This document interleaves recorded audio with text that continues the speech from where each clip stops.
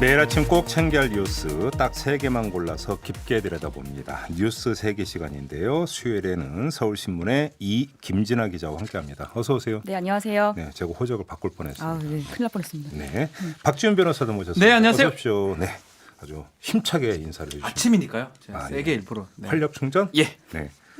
네, 건강의 비결을 나중에 한번 꼭 여쭤보고 싶어요. 네. 네. 너무 좋습니다. 감사합니다. 네, 자, 첫 수익 가볼까요? 네, 4.15 총선 이슈를 잠깐 정리를 해드리겠습니다. 네. 더불어민주당이 영입인재를 이제 마무리했고요. 예. 19번째는 핵융합기술 분야 전문가인 이경수 전 국제핵융합실험로 말이 좀 어렵네요. 네. 네, 부총장과 예. 20번째는 전국 법관 대표회의 초대 의장이었던 최기상 전 서울북부지법 부장판사를 영입하는 것으로서 예. 예, 인재 영입을 마무리 지었습니다. 20번째이지만 네. 한 명이 이제 그 사퇴를 했기 때문에 사실 19명이 19명이 되는 거죠. 그렇게 되는 거고요. 네. 또 관심을 모았던 정몽주 전 의원은 어제 기자회견에서 총선 예비후보 부적격 판정에 대한 당의 입장을 수용을 했습니다. 근데 좀 여지를 남긴 게요. 이런 말을 했습니다. 당이 이후에 정치적 후속 절차를 어떻게 밟아가는지를 지켜보면서 그에 상응한 구체적 행동을 하겠다. 그래요? 네. 그래서 정치적 후속 절차? 무소속 출마 가능성은 좀 보인 게 아닌가. 무소속이라기보다는 저는 뭐 그렇게 봅니다. 네. 결국은 다음 다른 어떤 뭐 약속을 할 수 있는지는 잘 모르겠어요. 보궐이나 뭐 다른 선거들도 있는 거고 그런 얘기? 뉘앙스라고 저는 보는 게 당이- 무소속으로 예. 간다면 사실 이런 기자회견 하지 않겠죠. 무슨 약속을 했는지 모르겠지만 굉장히 좀 그러게요. 여지를 남겼습니다. 사실 판결문이나 보면 사실 정봉주 의원 입장에서는 상당히 억울할 수 있습니다. 그렇지만 또 당 입장에서는 항상 그 민주당도 어떤 막말이나 이런 것 때문에 선거에서 졌던 경험들이 있기 그렇죠. 때문에 그런 두려움이 사실 지도부 입장에서 있는 거거든요. 네. 그런 상황에서 이런 결정을 한 걸로 보입니다. 자, 자유한국당에서는요. 예, 자유한국당도 좀 많이 시끄러운데요. 홍준표 전 대표하고 김태호 전 경남지사에 대한 험지 출마 요구가 좀 강합니다. 네.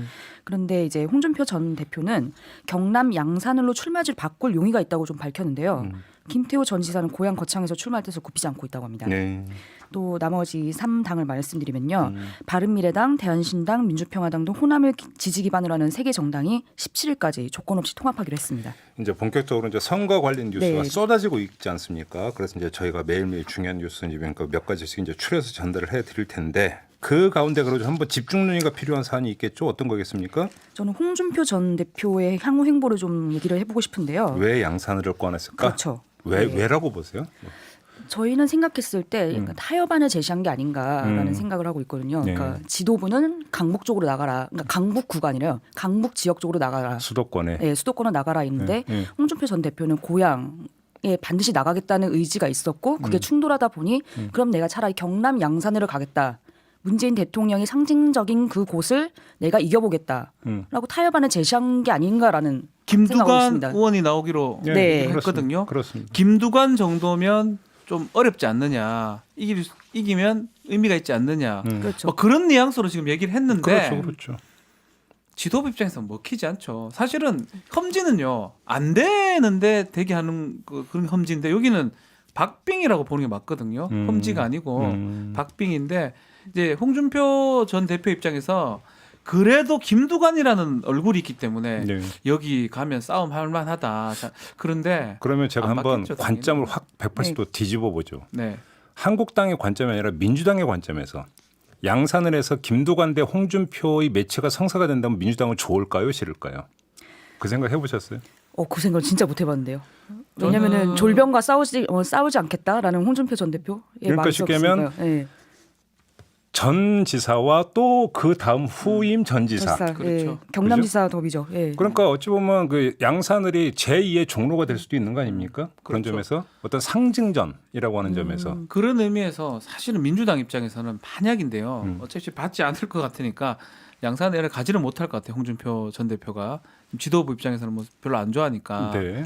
뭐 이런 방구 대꾸도 없거든요. 예. 근데 가게 되면 두 군데가 흥행 지역이 돼 버려요. 종로 또 양산을. 양산. 그러면 민주당 입장에서는 혹시나 부울경을 지금 좀 잘 해보려고 김두관 보내는 건데 진다고 가정했을 때 큰일 나는 거거든요. 그러니까 이렇게 볼 수 있는 거죠. 제가 왜 관점을 민주당의 관점에서 한번 볼 필요가 있다고 보는 게 PK 지역에서는 민주당이 도전자 입장 아니겠습니까? 그렇죠. 그렇게 근데 만약에 양산을 해서 홍준표 대 김두관의 매치가 성사가 된다면 만에 하나라도 여기서 김두관 의원이 선전을 벌인다면 그 여파는 퍼지게 되는 거죠. 민주당 입장에서는. 그러려고 내려간 거긴 하죠. 그렇죠. 경남의 얼굴이 되어라. 네. 바로 그 이유 때문에 한국당에서는 양산을 카드가 받기 힘든. 네. 그렇게도 볼 수 있는 이게 박빙이어서가 아니라 이런 점이 있는 게 아니냐라고 하는 점 하나가 있는 것 같고요. 그렇죠. 그렇죠. 그렇죠. 그다음에 또 한 가지 이제 주목해서 봐야 되는 부분이 그 한국당하고 민주당의 행보가 완전히 극과 극으로 갈린다라는 생각을 하게 되는데, 자 민주당 같은 경우는 이른바 차기 예비 주자군 같은 경우는 권역별 선대위원장으로 전진 배치를 하고 있잖아요. 맞아요. 그러면서 하나씩. 결과적으로는 만약에 이제 생환을 한다면 살아 돌아온다면 키우는 거잖아요. 네, 차기 지금 후보를 사실 키우는 그런 과정입니다. 의도입니다. 예. 근데 그렇게 본다면 이 그 동일한 어떤 그 선상에서 한다면 홍준표나 김태호라고 하는 그 인물들은 차기 예비 주자군에 포함이 될 수 있는 인물들인데 네, 맞아요. 한국당에서는 정반대의 지금 행보를 보이고 있는 거 아닙니까? 그렇죠. 키우는 게 아니라 어떻게 하는 죽이러 거야? 가는 거죠. 없애는. 이런 표현 되나요? 죽이러. 없애는. 네. 그러니까 뭐냐면 지금 그 관리가 어떤 인물군의 관리가 정반대 180도 완전히 극과 극으로 좀 갈리고 있다는 것도 재미난 전 포인트 아닙니까? 후자입니다. 전 전자는 조금 전자는 뭐 일부 동의하지만 홍준표 대표가 나와서 전 이긴다고 가정했을 때 민주당이 그것도 두려운 부분도 있는 거거든요. 선전했을 때는 의미가 있고 김두관 의원이 이겼을 때 의미가 있는 거지. 민주당을 저는 좀 제외하고 한국당 입장에서 버리는 카드인데 굳이 되는 쪽으로 보내겠느냐. 그래서 라는 그런지 생각이 제가 좀 아직 있거든요. 기사는 못 썼는데, 그러니까 이제 후배한테 보고로 들은 얘기가 이제 중요한 인물을 또 부산에 내보내겠다는 계획이 좀 있는 것 같더라고요. 어디 민주당, 한국당? 네, 민주당에서. 민주당에서 예. 예. 중요한 인물이라면 누구? 말하지 않겠습니다. 뭐 특종을 여기서 해도 괜찮아요. 아닙니다. 중요한 인물 우리가 중요한 다 인물이라기보다는 모르지 좀 중량감 있는 사람을 부산으로 보낼 수도 있다라는 이야기가 있었거든요. 예. 재판 받고 있는 사람 아니죠? 재판받는 사람은 아니고요. 네. 그 중진급의 좀 그런 분을 내보내려고 하는데 이게 아무래도 홍준표 전 대표가 경남 쪽 가서 바람을 일으키려고 하니까 대비해서 좀 준비하는 게 아닌가라는 생각을 지금 잠깐 해봤습니다. 관점을 다시 보라고 관점 다시 하시니까. 본다면. 그러니까요. 그리고 이제 마지막으로 하나 더 짚어야 되는 게 홍준표, 김태호 두 분은 왜 고향을 그렇게 계속 고수를 하려고 했을까? 예를 들어서 그러니까 뭐 지금 이제 그 최종적으로는 뭐 양산이라고는 타협책을 내놨다고는 하지만 다른데 할 수도 있는 거잖아요. 꼭 네. 수도권이 그 아니더라도. 근처예요. 그런데 창녕 문제는 예. 문제는 이런 것 같아요. 그러니까 고향 출마라고 한다면 최소한 그러니까 만약에 컷오프가 돼가지고 한국당이 아니라 무소속으로 나온다 하더라도 일단은 금배지를 다는 게 일단은 그 네. 하나의 교두 정치적 교두부를 확보하는 중요한 거잖아요. 그렇죠. 그런 점에서 고향 출마라고 하는 것이 사실은 보증 수표인 부분들 이게 있는 거 아닌가요? 이 두 분의 위치에서 본다면 금배지 하나가 중요한 게 아니라 일단 금배지를 달고 다음을 모색해 그렇죠. 들어가는 것을 그렇죠. 염두에 둔다면 이 두 분들은 사실 그런 입장이잖아요. 단순히 총선 이기고 지고 이게 문제가 아니라 다음 대권을 생각을 하시는 분들이기 때문에. 그렇죠.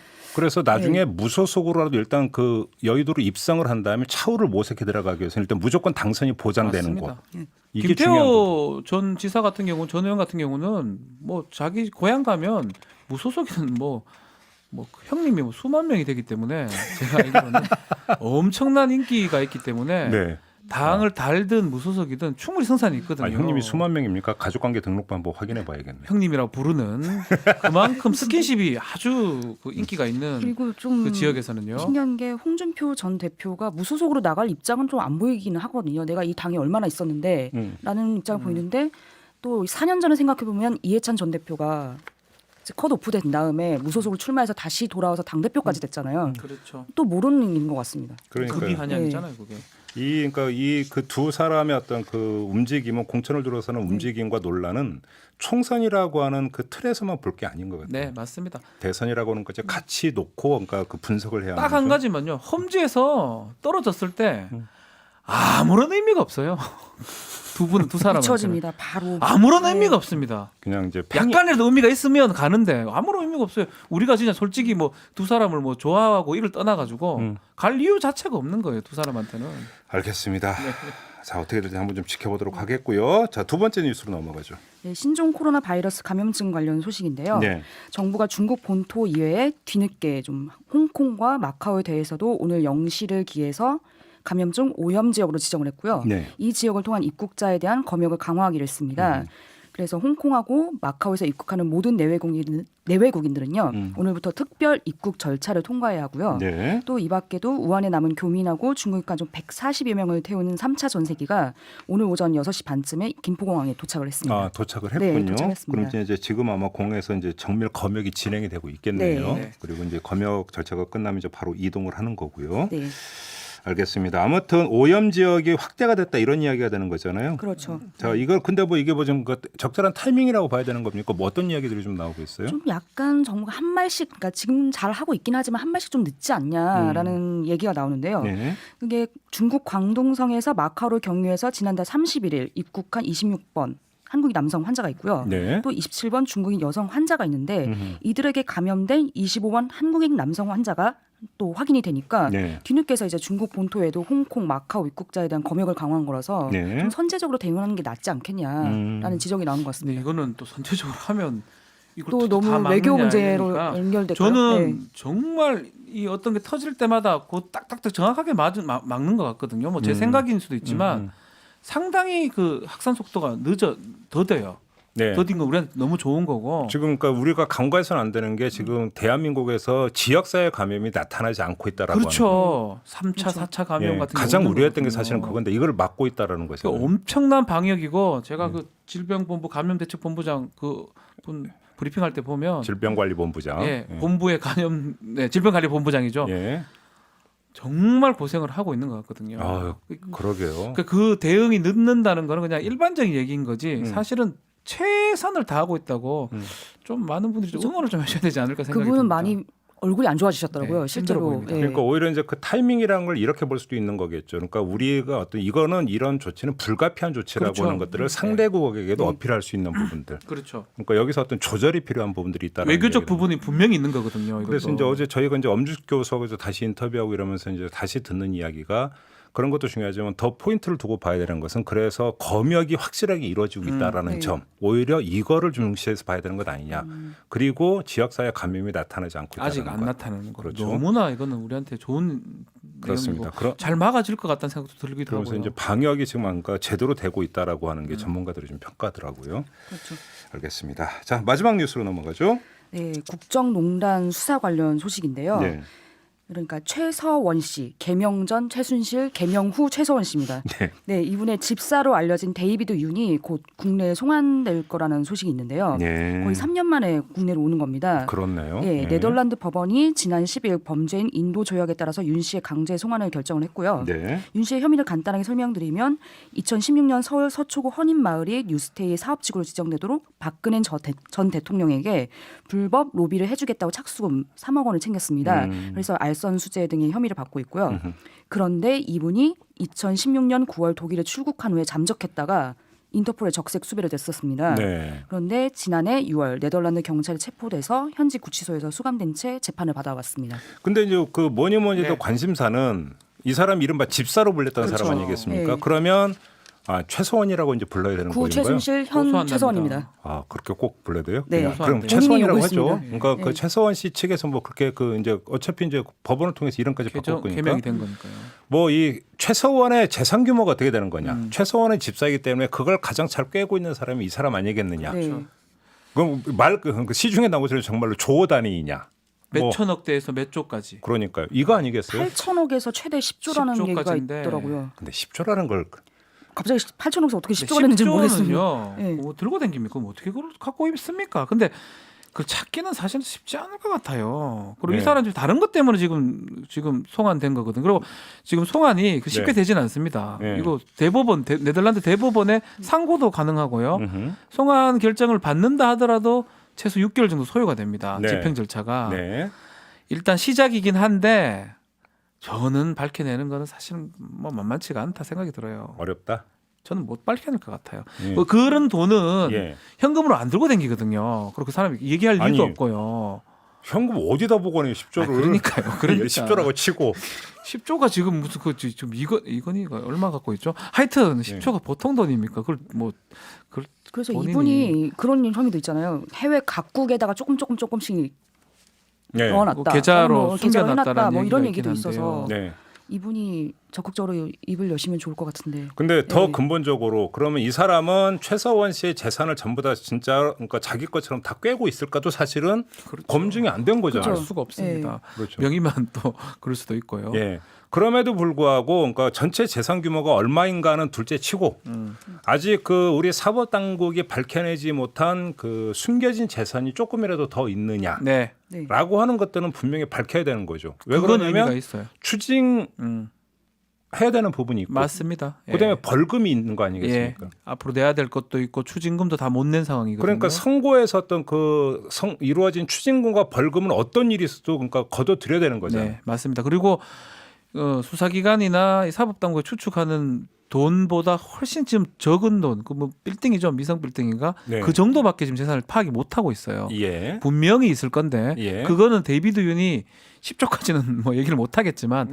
어느 정도는 얘기를 할 수 있다. 그 그러니까요. 규모는 예. 크지는 않을 거예요. 근데 그렇죠. 그래도 그걸 확인해야지만이 예컨대 지금 말했던 벌금이나 추징금을 확보를 할 수 있어요. 그러니까 그 부분은 의미가 있다고 생각이 듭니다. 그러니까 미승 빌딩이죠, 미승 빌딩. 미성 빌딩 예. 발음이 제가 미성 이렇게 했는데 사투리 발음입니다. 아, 네, 예. 이분이 미성 진짜 되게 적극적으로 네덜란드어까지 익혀가면서 자기를 변호했다고 하더라고요. 아 그래요? 네, 그 어떤 제가 기사를 봤는데 그 이분이 뭐 독일어도 잘하시고 영어도 잘하시고 다 하시겠죠. 근데 거기서 자기를 변호하기 위해서 네덜란드어까지 직접 익히면서 변호를 했다는데 그런 의지라면 한국에 와서 적극적으로 말을 하지 않지 정치적 않을까. 박해 얘기를 했다고 예. 하거든요. 예. 이 라는 여기서 생각이 듭니다. 우리나라에 가면 박해를 받기 때문에 막 예. 망명 비슷하게 얘기를 한 것 같은데 예. 네덜란드 법원에서 한국은 그런 나라가 아니라고 돌아가라고. 아, 판결을 그렇게 아니, 내렸어요. 진짜 그래 놨습니다. 네. 예. 그런 나라가 아니고 정상적인 사법 절차가 이루어진 나라이기 때문에 예. 거기 가서 재판 받거라라고 결정이 났는데 한국은 그런 나라가 아니라고 네덜란드 법원이 얘기를 했대요. 본인이 그렇게 주장을 하니까 예. 네 그렇지 않다라고 했습니다. 그런 사법 절차 얘기가 보장된 있다고 나라다. 하더라고요. 네. 거기 가서 받아라. 그러니까 그 얘기를 하니까 갑자기 한 명이 더 떠오르네요. 지금 그 미국에서 도피 생활을 하고 있는 전 기무사령관 기억나시죠? 네, 조현천인가? 조현천. 예, 근데 그 인터넷 적색 수배 내리는 게 힘들다라고 하는 게 정치적인 사유로는 뭐 못 내린다 이런 네. 얘기가 나왔었지 않습니까? 네, 네. 네덜란드 법원에 그 이야기가 어떻게 좀 어떻게 연결이 안 되나? 그러니까요. 그러게요. 데리고 와야 돼요. 예.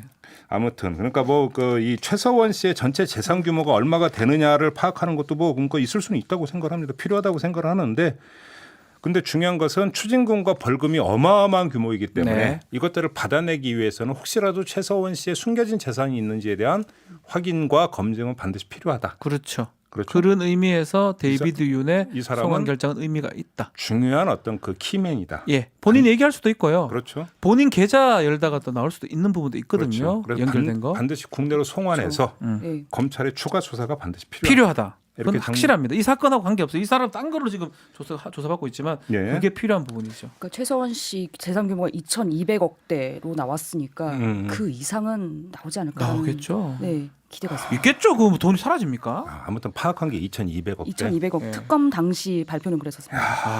지금 제 머릿속에 제 재산이 얼마인가 한번 딱 해봤더니 뭔새 계산합니까? 택도 없습니다. 죄송해요. 예. 예, 쓸데없는 거 비. 그렇죠. 아, 죄송. 저도 마찬가지입니다. 택도 없습니다. 네, 갑자기 축 처지네요. 네. 네. 갑자기 그 힘들라세요? 왜 그러세요? 네. 열심히 일을 해야겠습니다. 네. 노동의 대가가 얼마나 중요한가 아니요, 귀중한 아니요. 건데요. 땀의 대가라고 하는 게. 네. 자, 이렇게 뉴스 3개 마무리하겠습니다. 박지훈 변호사, 서울신문의 김진아 기자와 함께했습니다. 고맙습니다. 네, 감사합니다.